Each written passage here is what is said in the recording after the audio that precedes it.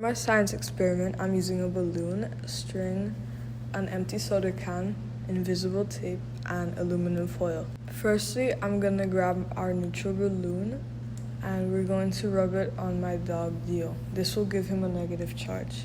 And this is called charging by friction, which is when electrons move from one object to another by rubbing it together, like seen right here. And because of the friction, the balloon now has a negative charge. Now I grab a neutral soda can, which is empty, and I place it on a flat surface on its side. And it rolls towards the charged balloon. Why does this happen? Well, this is because of polarization. A neutral object and a charged object attract because the electrons in the neutral object shift because of the balloon.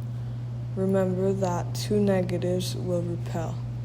So that's why the negatives shift away. Because the electrons only shifted, the net charge of the neutral object still remains the same as 0. Another example of polarization is with the same charged balloon and aluminum foil. I'm going to tape it to a string and suspend it in the air. And now we're going to put the balloon next to the aluminum foil. This is the aluminum foil before, and here's it after.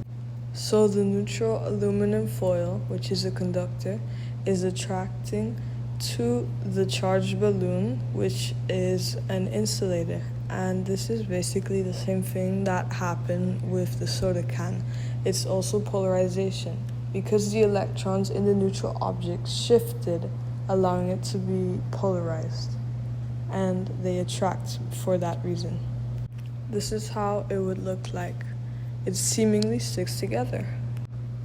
I've touched the foil with the balloon to transfer the electrons from the balloon to the foil, and it's now charged. So we're going to do the B-tape and T-tape experiment to see if the foil is negatively charged or positively charged. So the T-tape attracts to the foil while the B-tape repels the foil. This tells us that our foil is negatively charged. Why? Because the T-tape is positively charged and opposites attract. Before that, a base was stuck to a table. A second tape, which was the B-tape, is placed on top of it, and the third one, which is the T-tape, is placed on top of the B-tape. And when we pick both up and rip off the T-tape and B-tape, electrons transfer from one to another. And therefore the T-tape will become positively charged because it loses electrons, and the B-tape will become negatively charged because it gains electrons.